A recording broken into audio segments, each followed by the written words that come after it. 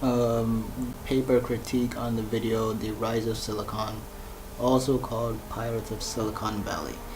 This is one of the two movie documentaries that were covered in one of my classes called Computing Operations. The main idea conveyed in this documentary centered loosely around the business practices and tactics employed by the various software giants in day-to-day operations like research, development, and marketing. The way that it was portrayed was sort of like a fireside chat between the viewers watching the film and key influential figures of the trade. The movie had no shortage of people willing to explain the many complexities of the transfer of information between companies. The narrative of this story is expressed in an anecdotal form. Each person tells short stories describing specific experiences based on what they were asked. Each person involved in the documentary was seated before a camera as they answered questions from an interviewer. Each segment lasts only a few seconds, and multiple segments of different people are used to describe single events. The third-person narrator plays a much smaller, more limited role in this movie than in the movie Revolution OS. The narrator speaks to introduce the different segments of the film and to continue briefly from where the interviewers are left off. In this movie, the narrator takes much less involvement in the conveyance or depth of a story. It does not assume a personality outside of the introduction of a new person.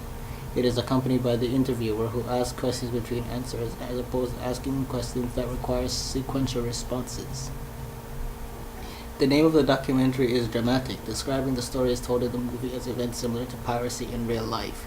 This can be misleading. The powers they utilize in these stories are strictly diplomatic, and the characters do not act like actual pirates. It may also be a reference to the piracy of information and copyright, since there were elements that strove to free software for an open source market. As a description of such, this documentary is just a depiction of events that happened as they were told by subjects that were interviewed. As the representation of the color scheme was more limited than what was usually presented in films of this type if the narrative of it was not taken to its dramatic effect.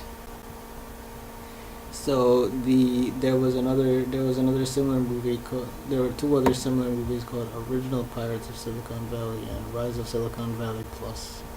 And these movies were about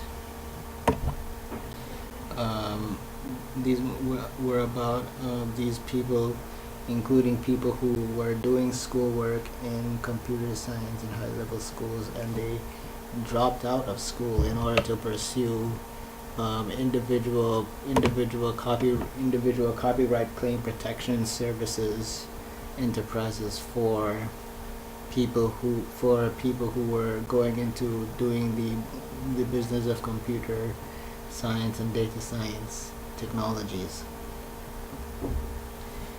And the main idea of this movie, Revolution OS, was to convey the history of legal arguments between the owners of key computer systems franchises and an explanation of why these key systems are formatted in the way they are today. The presentation of this topic was humorous in tone. The movie was presented in documentary format, and the subjects were interviewed presented the answers to that question to the serious subject portrayed in a light manner.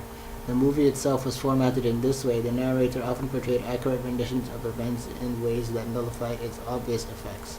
One of the reasons that this movie had been presented in a humorous tone was to convey the idea of turning something seemingly monotonous into a business model that produced such effects as the modern computer era in a way that would appeal to younger audiences. One example was when the narrator read out the letter from Bill Gates to GNU. GNU stands for GNU's Not Unix, by the way. The pitch and speed of her voice rose to indicate the rising temperature of the discussion while simultaneously nullifying its seriousness. The documentary made note of the many of the silly coincidences of the titles of computer software we use today. One example was when Richard Stallman explains that GNU is a recursive acronym that stands for GNU's Not Unix. Later in the movie, Richard Stallman explains the idea of copyleft, which is the entitlement left over to the user of a program by the copyright of whoever wrote the program.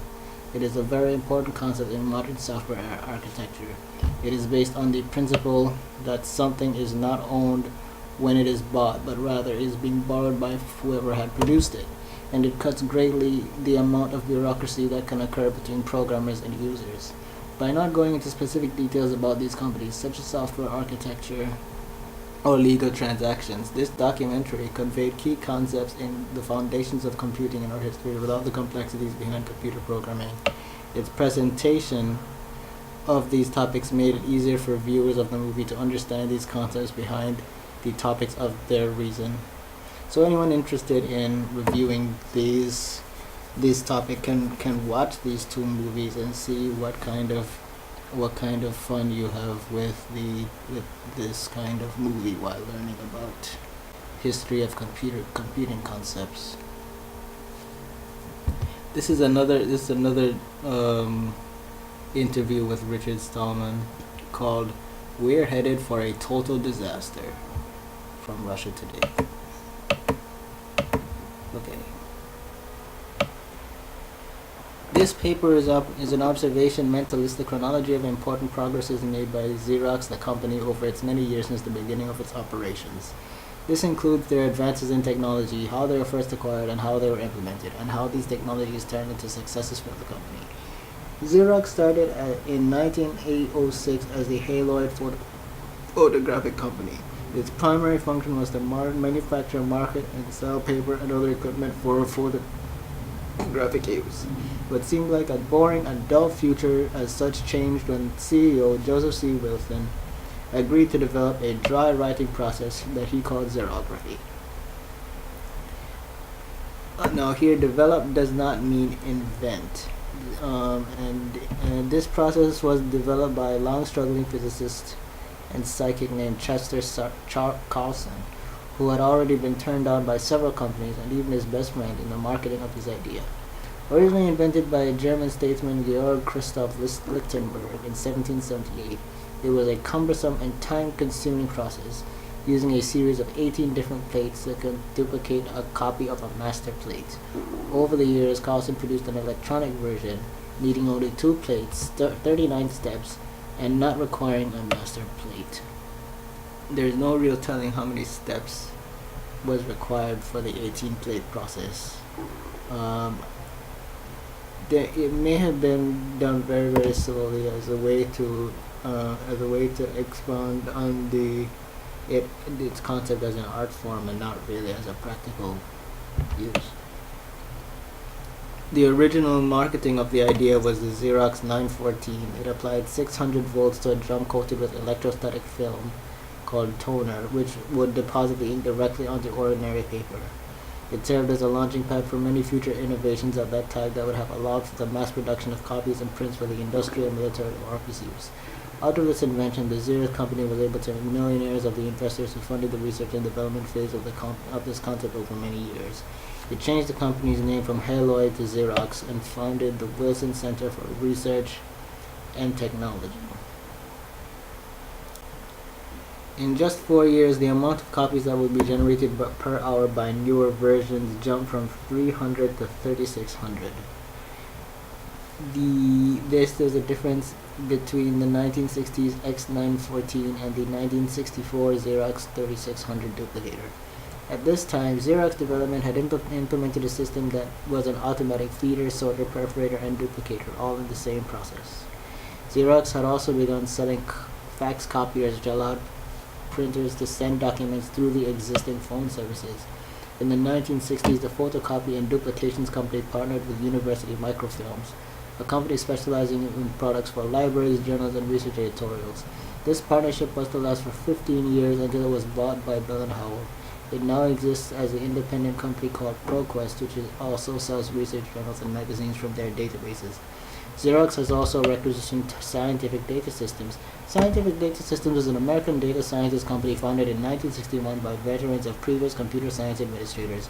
Its goal and purpose was to provide high-end computing workstations for institutional and research developments, carving out a sizable niche in the American computer market early in its childhood.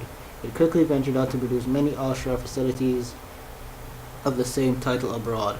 Some of their other notable achievements were increasing the processing speed of their computer chips by 10 times within 1 year, being among the first to implement a silicon-based computer chip, preloading computer language into their computers in later models, and double reading optical discs.